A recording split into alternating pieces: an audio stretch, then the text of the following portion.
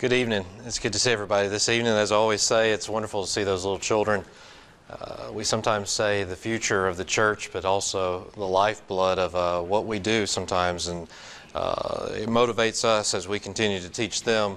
It helps us to grow in the faith as well. So it is very encouraging to see these little children who are soaking up God's Word as we sing songs and teach them in their Bible classes. And it's good for us to be here as well this evening. It's good to see everybody out there. This is probably typically the normal home crowd on Wednesday night, so it's good to see everybody, although we do have some visitors. Good to see, again, some dear friends from Zanesville with us and other places, and so we're so thankful for your presence here this evening. Tonight we're going to continue the study of the heart of David, a man after God's own heart. And we want to know what kind of heart he has so that we can have that same kind of heart, so that we can be called men and women after God's own heart as well. Tonight we're going to focus on the fact that David had a brave heart. And there is no better story that illustrates the courage that David had than the story of David and Goliath found in 1 Samuel chapter 17. You know, everyone seems to know, to some extent, the story of David and Goliath. Even people who aren't religious know about this particular story. It's a shame that this story really has turned into just a sports analogy, it seems like, in our modern society. A weaker team beats a stronger team, and the headline seems to be, David beats Goliath. And as the commentators break down the game afterwards, almost inevitably they say the difference was in their heart. And so it is in the passage that we are going to study this evening from 1 Samuel chapter 17. On one hand, you have this great warrior. He is experienced. He is a giant. On the other hand, we have a shepherd boy who, it is said, is a man after God's own heart. I ask you this evening, how long has it been since you've read this story? And I don't mean that you've read it to your child as a bedtime story or from a child's book or even just reading it for your children. When's the last time that you as an adult sat down and read this story from the Bible?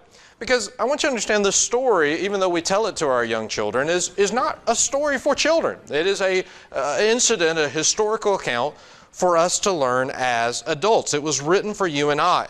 It wasn't written for entertainment value. It's written so that we as adults can receive encouragement and comfort and the hope of the Scriptures.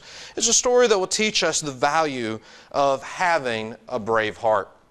The incident that we're looking at this evening occurs shortly sometime after David had privately been anointed as king. And we have to understand that he was probably somewhere under the age of 20 years old at this particular point. And the reason I come up with that is because it is said that his oldest three brothers were fighting in Saul's army. And you had to be at least 20 years old to fight in the army among the Israelites, generally speaking. And remember that he's the youngest of 8. And if only the top 3 are in the army, it seems that maybe the youngest 5 still were at the age of under 20 years of age. It could have been that David was even 15 years old. We're really just not told at this particular time. But when we come to chapter 17, we find that the Israelites are set in battle array against their arch enemies, the Philistines, once again. And the two armies are squaring off about 15 miles southwest of the future site of Jerusalem. And each army had dug in to opposite sides of the Elah Valley, and they set up camp on either side of these two mountains. Each of these mountains tops slope down to this valley with this brook that runs in between them. And so the two armies have been on a standoff, according to verse 16, for at least 40 days. It seems that neither side really wanted to fight. So they would stand there and they would stare at each other from a distance, and they would shout things at each other, and they would dare one another to be the next one to move, and there would be all this hype of war, but no real casualties and contacts, hoping that one would give in and go home or move out of strategical position. Saul and his army really didn't want to fight because they were afraid of the Philistines with their massive weapons and their chariots. And the Philistines didn't want to fight either because although they had chariots, they're designed for relatively level ground. Not these mountain slopes that they found themselves on in the middle of Israel. Theirs aren't all-terrain vehicles. So neither side of them wants full-scale battle. So that's why we are introduced then to our villain here in 1 Samuel chapter 17 in verse 4. We are told that a champion came out from the armies of the Philistines named Goliath from Gath. Now, when Goliath is introduced, he's not introduced as the Philistines' king or commander-in-chief, but rather he is introduced as a champion. And it's interesting, the translation of this word comes from a two-word hyphenated expression in the Hebrew text, which literally means a man in between. A champion didn't fight on the front lines. He fought ahead of them in that area that is in between the two opposing armies. And so when it came to a stalemate like this, they would send out their champion to challenge them to fight one-on-one battle. And so it's no wonder that Goliath acts as if he does. There's no wonder that he is so bold as he comes out and he talks about this, because he's accustomed to this role. And the very fact that he's still living shows that he's good at this role, because once you die, you're not a champion anymore.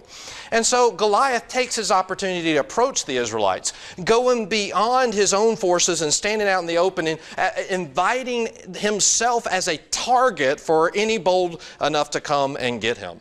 And so Goliath seems to speak for the entire Philistine army when he proposes this solution to the stalemate between these two armies. In verses 8 and 9, he says, he stood and he shouted to the ranks of Israel and said to them, "Why do you come out to draw up in battle array? Am I not a Philistine, and you are the servants of Saul? Choose a man for yourselves and let him come down to me. If he's able to fight with me and kill me, then we will become your servants. But if I prevail against him and I kill him, then you shall become our servants and serve us." A pretty easy solution here.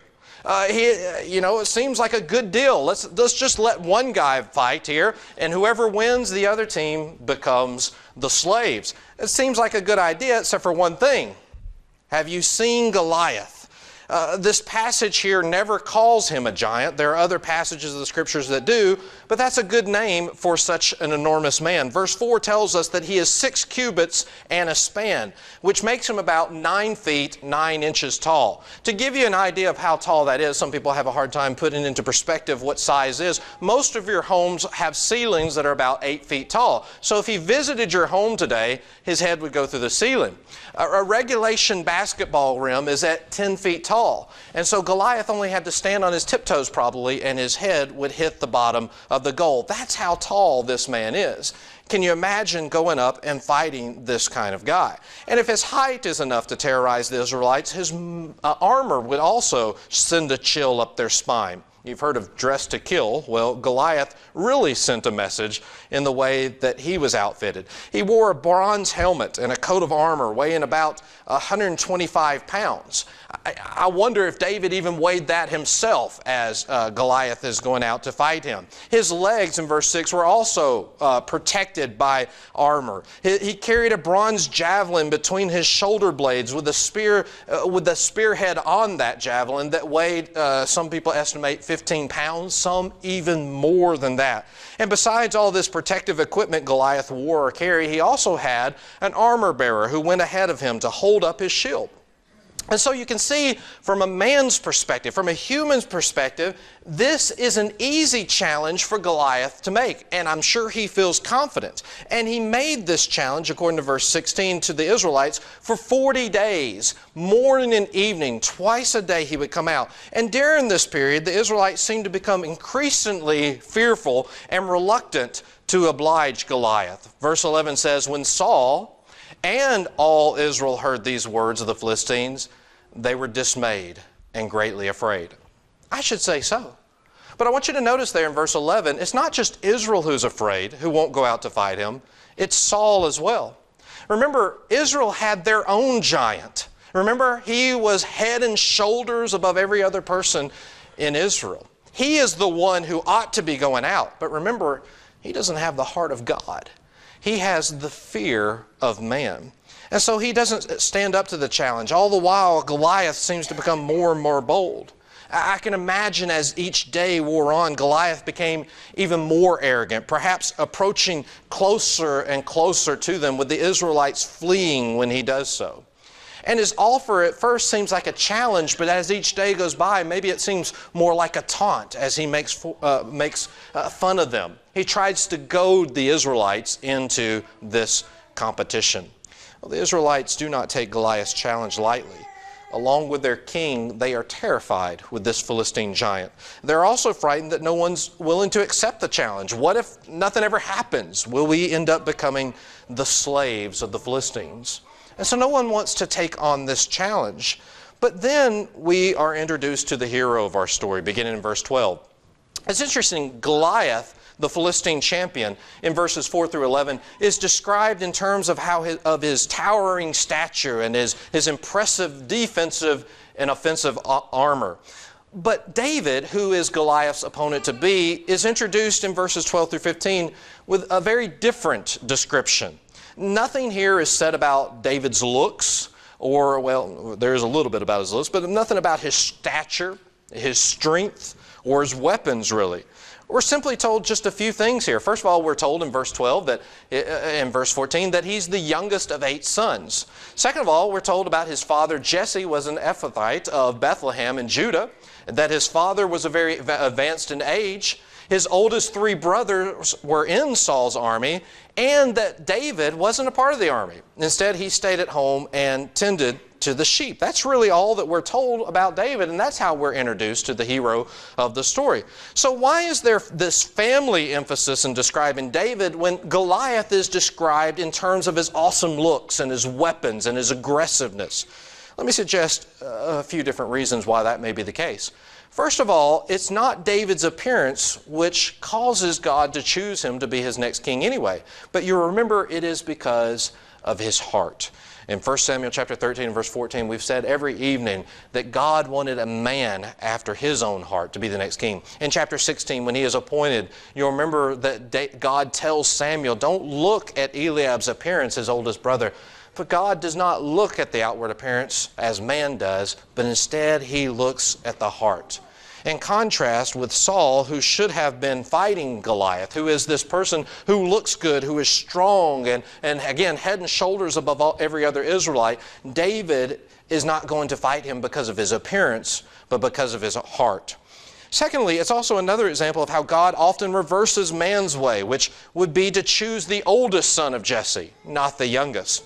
Thirdly, in order for David to be recognized as one whose offspring will someday be the Messiah, he must be from the tribe of Judah. In fact, he must be a Bethlehemite, according to Micah chapter 5 and verse 2, which was written hundreds of years later.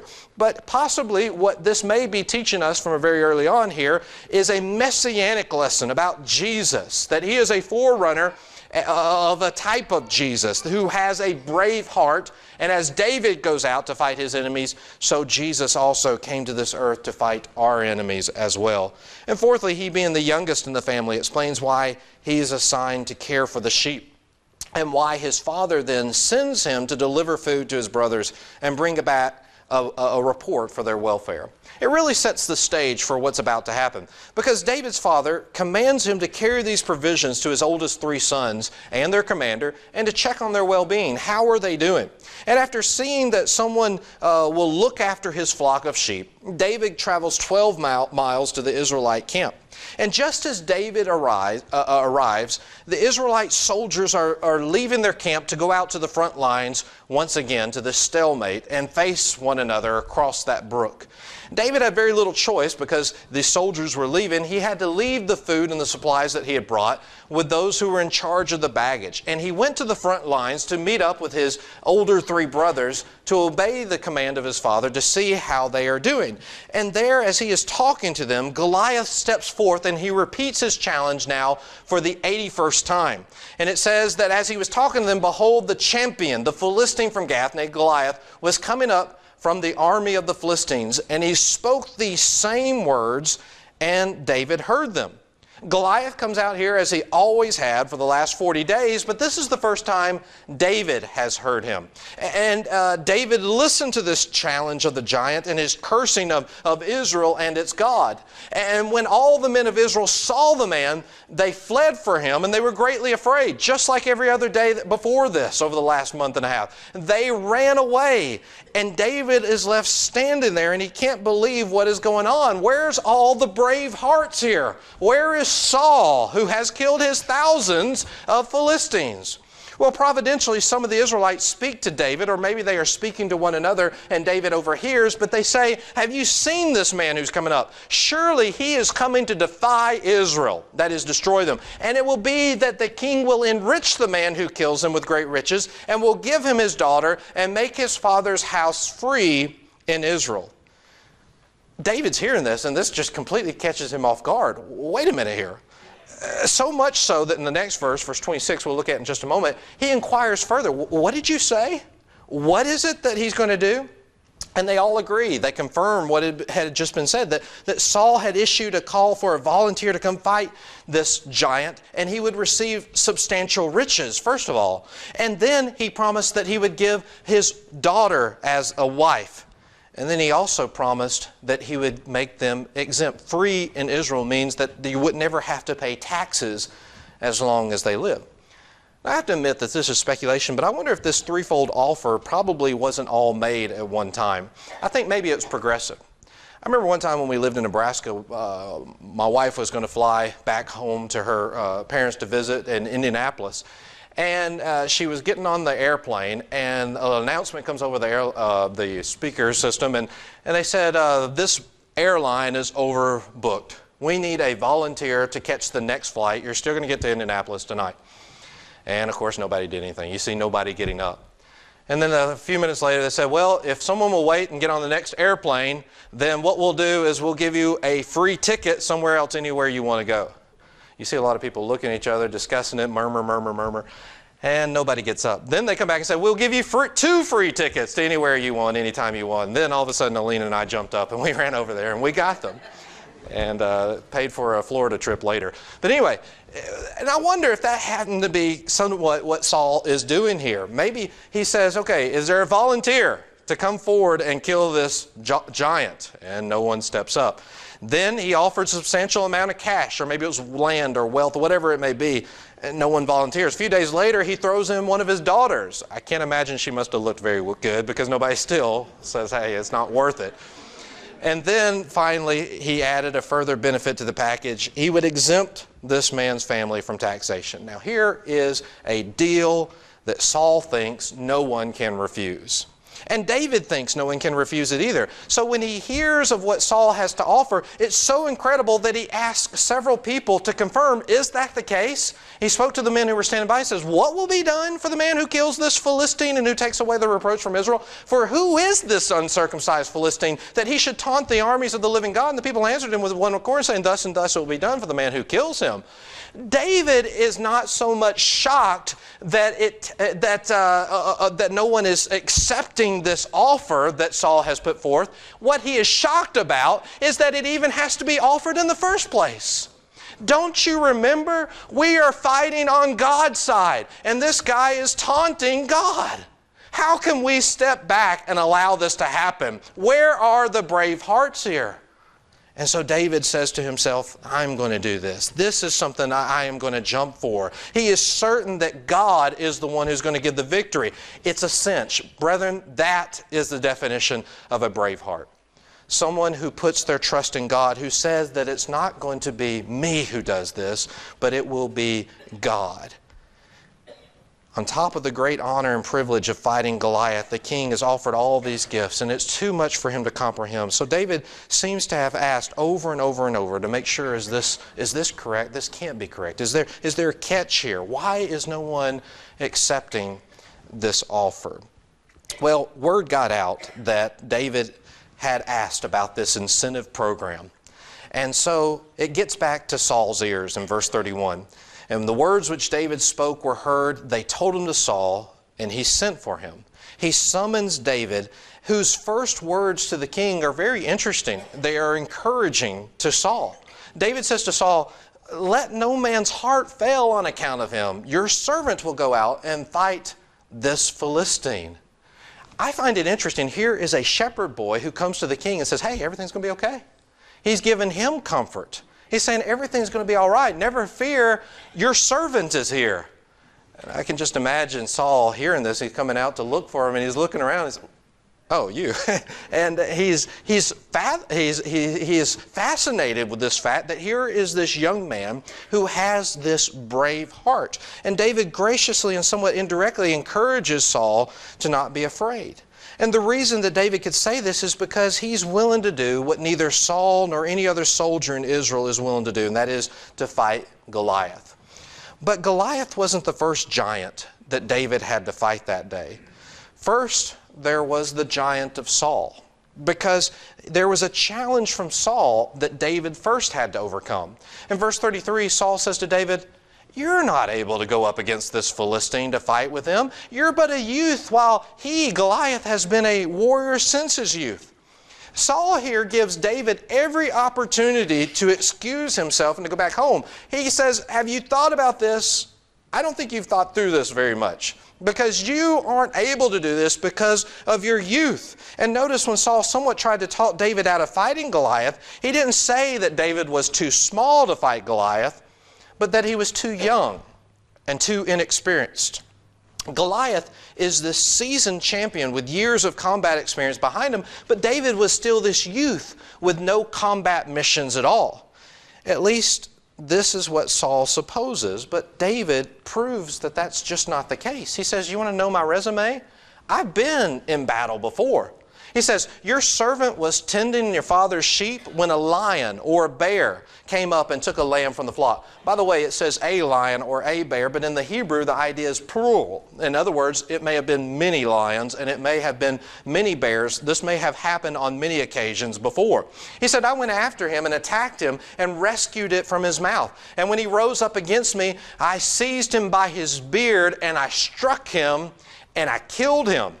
As I was working on this sermon not too long ago and a few weeks ago, we went up to Indianapolis and went to the zoo, and I remember looking at the lion and how intimidating it is, and this very verse came to my mind right here. How could a man get in there and grab the beard of a lion and strike him and kill him?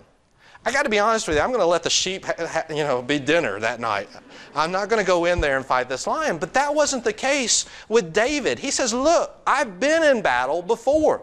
Your servant has killed both the lion and the bear, and this third animal that I'm about to face, this uncircumcised Philistine, will be like one of them, since he has taunted the armies of the living God." You can just feel the confidence oozing out of him. And David said, "Now, the Lord who delivered me from the paw of the lion and from the paw of the bear, he will deliver me from the hand of this Philistine."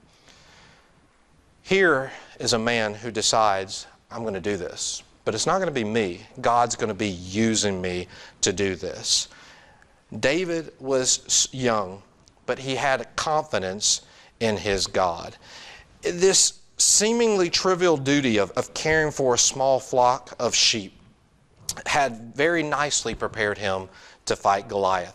David saw, and he had heard what every other Israelite had seen that morning on the front lines with his brothers. The difference is that David viewed this circumstance as amazingly similar to the situations that he had already faced as a shepherd. Was Goliath strong and mighty and able to destroy a man? Absolutely. But so were the lions and the bears that David had faced, and he had killed them. As David risked his life to rescue the sheep under his care, God had rescued him. Was David worried about facing Goliath? No. Because the God who rescued him from the paws of the lion and the paws of the bear would rescue him from the paws of the giant. Goliath poses no new threat here. And since David has, with the help of God, destroyed loudmouth lions and bears by his hand, he can also destroy loudmouth Philistines. David says, "Been there, done that. Let's do it again." And so likewise, we have to understand that the previous trials that we have been through in this life make us stronger. They give us reliance upon God, knowing that God has been for me there in the past. He has fought my giants in the past. He will fight and defeat my giants in the future. And so he was so convincing that Saul allowed him to represent Israel in fighting Goliath. He says to him, "Go, and may the Lord be with you." I believe David's faith in God is contagious. And Saul sees this. He doesn't have the faith in God that David does. But he's convinced, yes, the Lord can do this. And Saul somehow believes that there's a good chance that David's going to prevail over Goliath. You know, we can easily be a source of encouragement or a source of discouragement by the words that we say. And so keep that in mind, that the things that we say can have a great influence on other people. Saul gave David permission to fight Goliath, and he offered him his armor next. It says, and Saul clothed David with his garments and put a bronze helmet on his head, and he clothed him with armor. You know, I don't think, this is just my personal opinion about this, but I don't think that this was to help David. I don't think he was saying, David, if you're going to go out and fight, you need this armor. I think that probably what David was doing here, or what Saul was doing, is he wanted to show everybody, or at least let everyone from a distance think that it's him that's going out into battle. You remember how Saul is always concerned about how others perceive him. How would he be perceived if David is sent out into this battlefield to fight this shepherd boy is going out there while the king of Israel is just sitting back? And so nobody else probably had armor like his, and people would think this must be Saul. Also, as a side point here, the fact that Saul offers his armor to David suggests that David probably wasn't that small in size, or the armor wouldn't even fit. But there's no suggestion in the text that the armor didn't fit. He's probably a full-grown man, even though he was still young. He was Saul, you remember, was a pretty big man himself. So David put the armor on, and then he took it off. Not because it didn't fit, but because he had never learned to fight with such armor. And so verse 39 says, he girded his sword over his armor, and he tried to walk, for he had not tested them. And so David said to Saul, I can't go with these, for I've not tested them. And he took them off. In other words, what David is saying here, Saul, this just isn't me. This isn't what I'm used to. Saul was trying to make David into something he wasn't. And David says, I'm not going to change myself. I'm just going to continue to trust in God. God has always allowed me to kill my enemies by myself, as myself. And so he decided to go against Goliath with the same weapons he's always used before, with those that God had given him the skill to use. He went as David, a man after God's own heart, not as Saul. And so in verses 40 through 42, we read that he took a stick in his hand, and he chose for himself 5 smooth stones from the brook, and he put it in the shepherd's bag, which he had, even in his pouch.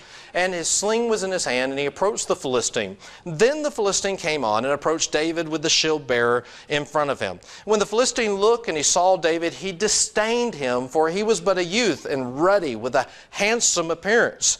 The irony of this incident here is that David's army, or lack of it, should I say, seems to disarm Goliath. Here's a man whose ego is as large or larger than his own frame. He was arrogant, he's proud, he's blasphemous. He challenged the Israelites to send their best fighter out there, their best warrior, and winner takes all. Can you imagine the shock to Goliath's ego when he sees this young David come forth? Here's a young man with no defensive armor and seemingly no offensive armor. He's carrying a sling, but Goliath probably couldn't see that yet. All he can see is the stick that is in David's hand. And Goliath seems to jump to the conclusion that that's his only weapon. I want you to understand that people carry sticks even today when they want to get rid of a dog. When they're saying, get out of my yard, I don't want you here. That's the reason that you carry sticks. And here is David carrying this stick. Is he like a dog to him? This is an insult to Goliath. And so he says, is this how seriously you're going to take me? I've challenged you for 40 days, and this is the best you can come up with? Do you think so little of my ability to send someone like this? So Goliath is good and mad, and he has all intentions to kill David. The Philistine said to David, am I a dog that you come at me with sticks? And the Philistine cursed David by his gods. And the Philistine also said to David, come to me, and I will give your flesh to the birds of the sky and the beasts of the field. This is ancient trash talk, is what this is. They're looking at each other and said, you're going down. And he says, no, you're about to be bird food.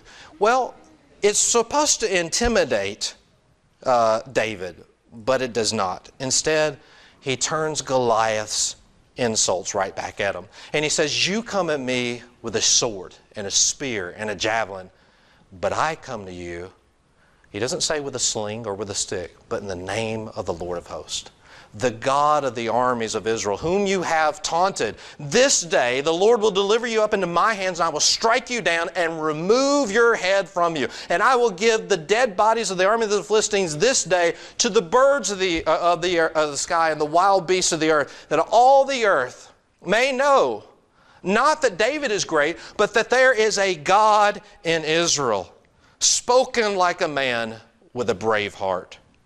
It's not David's carcass that's going to become bird food that day. It's Goliath's. And so David makes it very clear in this contest that he is about to win. He is sure of it. That Goliath, that this isn't a personal matter here. That David is fighting Goliath for the glory of God on behalf of the nation of Israel. And so he says, and let all this assembly know that the Lord does not deliver by sword or by spear, for the battle is the Lord's, and He will give you into our hands. This victory should be a lesson that every trial, everything that we face in this life belongs to the Lord. Remember that it is in the Lord's hands. As all the men of Israel shuddered at the thought of facing Goliath, the only thing that went through David's mind was, the bigger they are, the harder they fall. As all the men are thinking about this, they looked at the giant. They said, this man is too big to hit. David said, this man is too big to miss. The reason is because the size of the adversary doesn't matter. It's the size of the ally that matters. We have to understand as children of God that our faith will not keep us from the battle. We're going to be facing battles on a daily basis. It's inevitable. But I do want you to know that our faith will keep us through the battle. Too many Christians, young and old, when they face their giants, they take flight. They run just like all the other Israelites did. But what we learn from this incident recorded for us is that when a giant pops up in our way, rather than fleeing, we must stand on our faith in God. That's what a brave heart does. And too many times we fight our own battles. We try to, but we will never succeed in that way. 1 Peter chapter 5 and verse 7 says that we are to lay our burdens upon Him. Why? Because He cares for us. Remember, the battle belongs to the Lord. This really gets Goliath moving. And David didn't wait for Goliath to come to him. So instead, he ran towards Goliath and he took out one of the 5 stones that he had, placed it in his sling, and he started to swing it around his head towards the giant. And if you think about it, the sling was the perfect weapon here. Goliath was probably stationed behind the shield of his armor bearer. He was armor plated from his feet to his head, and the only opening would have been around his eyes so that he could see. That's the only exposed part of the body. This was David's target then, and he hit it dead center all the while he's on the run. Which, by the way, ironically, is the Benjamites were the ones who were known for slinging a stone. It says that they could hit a hair from, I forget what the distance was, but they were really good at that. You remember what tribe Saul is from? He should have been the one slinging the stone that day with his left hand, it says, about the Benjamites. But here is David, who has his eye on the target with God on his side. And that stone sinks deeply into the skull of Goliath, bringing him down like a falling tree. And David runs over to Goliath, pulls out the sword that Goliath has, and with one motion cuts off the head and hacks it off. Now his enemy is bird food. And I can imagine him turning around and showing the Israelites. And it's kind of like one of those movies that you're watching, and all of a sudden there's one defining moment, and all of a sudden this great battle comes to an end just so quickly. And it's quiet. And everybody's trying to soak in what just happened. And then all of a sudden, I think everyone realizes, and the Israelites start screaming, and the Philistines start running, and the Israelites come after them, and they are cutting them down left and right, all the way to their cities, and getting all the spoils from the Philistines. But the question is, where is David in all of this? And all of this is going on. Verse 54 says that David took the Philistines' head, and he brought it to Jerusalem, and he put his weapons in his tent. Some souvenir, huh? You take your dead man's head home with you and put it in your tent. But what's interesting is later on in 1 Samuel chapter 21, what we find is this sword is now in the tabernacle, the sword of Goliath. Why? I wonder if it's maybe a reminder that this doesn't belong to David. This belongs to God. God is to get the glory. And so he takes it from his tent to God's tent. Well, I want you to understand this evening that we all have giants to slay. We're inclined to look at this contest between David and Goliath as something unique, something that is unusual, but it's not. If you look back in Deuteronomy chapter 20, I think it's interesting that God tells the Israelites, as you go into battle, understand that I'm going to be with you. You have no reason to fear. And what he tells us is the same exact thing today, that we all are going to go into battle and that we all have giants to slay. It may not be literal giants. I don't think we're ever going to run into 9-foot, 9-inch tall people. But I want you to realize this evening that each one of us faces giants in our lives, just as large and just as menacing and just as frightening. It's been said that giants come in all shapes and sizes. It comes in the form of a fear and laziness or debt or disaster or dialysis or divorce or deceit or disease or depression. All of you may be thinking, that doesn't sound much like a Goliath to me. If that's the case, you've never been there. But these giants are nonetheless defying you to beat them. I want you to think about what your giant is tonight, the thing that you're going through, and make application. And many of you have these giants in your life, and you're looking at them, and you're thinking, I just can't win. I'm going to have to give up. There's no way I can defeat this giant in my life, whether it be temptation or some trial. And what I want you to understand is you're exactly right. You cannot win, but God can. Remember, David said there in 1 Samuel 17 and verse 47, he said to them that all of this that is going to be done today, this battle is the Lord's, and He will give this enemy into our hand. He says in Ephesians chapter 6 and verse 10 that finally be strong in the Lord and the strength of His might. It's not my might that I will be able to fight and win this. In Philippians chapter 4 and verse 13, he says, I can do all things, and he doesn't just stop there. He says, I can do all things through Christ who strengthens me. Sometimes we may think that we can't beat this giant on my own. And the reason is because we're trying to do it on our own. You can't defeat these giants all by yourself, but with God's power and God's might, you can. You might have heard the catchy slogan, me and God make a majority. And that's a nice thought, isn't it? It makes a good bumper sticker, makes a good t-shirt. But you know what? God doesn't even need me to make a majority. I'm just along for the ride. The battle belongs to the Lord. Do you know what's discouraging? Is when I try to face a giant I was never intended to face alone. When I try to do it by myself. It's just not going to happen. I'll tell you what else is discouraging is when I face a giant and the Lord defeats it, and now I can think I can just coast along and everything's going to be all right, and up pops another giant. Isn't that the way it always seems to happen? The road from earth to heaven is full of tests and trials that need to be overcome. Some are small, some are large. And let's face it, some are just giant. We're going to have the heart of David, a brave heart, in order to overcome them. Let me make one last application as the children are going to be coming in here very shortly. And that is that faith and courage, or a lack of it, is something that's contagious. I find it interesting that when the Israelites were to go into battle, God instructed them that if there's anyone faint-hearted, as you go into the battle, go on home. And the reason, he said, let them depart and return to his house so that he may not make his brother's heart melt like his heart. In other words, if there aren't any brave hearts and you need to leave, you need to go ahead and go, because it's going to discourage your brethren who are going into battle. You know, as I mentioned, the situation Saul and Israel faced with the Philistines is not unusual. We're going to have them pop up in our lives. The problem was Saul's fear and his lack of faith became contagious to his other men. Is it not interesting that when Saul leads, his troops flee? Remember his battle against the Philistines in chapter 13? That here he goes into battle and he's scared, so they all flee. And here in chapter 17, Saul's soldiers are frightened because Saul is frightened. He's not going out and fighting them either. But then David, a lowly shepherd boy who's too young to be a soldier in Saul's army, comes along and because of his faith and courage inspires others to trust in God and to work through him to kill Goliath and give Israel the victory. I think it's interesting as you look at the list of David's mighty men in 1 Samuel 23, 1 Chronicles chapter 20. It's an interesting list. He lists all kinds of things the mighty men were and that they did. But notice some of the things that some of them did in 1 Chronicles 20 and verse 4. It came about after this that war broke out at Gezer with the Philistines. Then Sibbecai the Hushathite killed Sippai. There's some other names for consideration for baby boys. One of the descendants of the giants, and they were subdued. Notice that. Here were David's mighty men, and who did they go kill? Giants.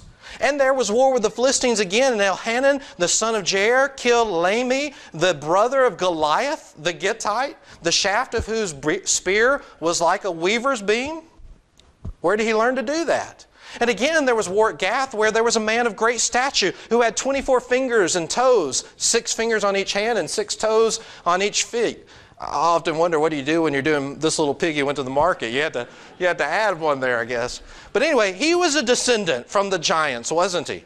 And when he taunted Israel, Jonathan, the son of Shemaiah, David's brother, killed him. David's nephew saw the courage of David, and it was contagious. These were descended from the giants in Gath, and they fell by the hand of David and by the hand of his servants. Brethren, when we overcome our trials in this life, when we face our giants and let the Lord take the battle on, it's going to be contagious to our brethren. We're going to have a church full of Davids, men after God's own heart, who have brave hearts, who want to go out and face those giants, whatever it may be. Maybe you're scared to talk to someone about the gospel. You can go forward knowing that God will do it. The Lord will be with you, and that battle belongs to the Lord. So as you see this evening, as I said in the beginning, this story was not written just to be a bedtime story. It was written because we all have giants, just as big, just as ugly, defying us to beat them. And it gives us the encouragement, the comfort, and the hope that we need to overcome with God's help. How big is your giant? Is it 9 feet, 9 inches tall? Is it bigger? That's okay, because your God is even bigger. We sing with these young children, "My God is so big." Do we believe that? Or is that just something we sing? And when it's all said and done, let's remember this great thought, that the battle belongs to the Lord. Next time you face your trial, next time you face that difficult situation you just don't think you can overcome, say these words, "The battle belongs to the Lord." I appreciate your attention this evening.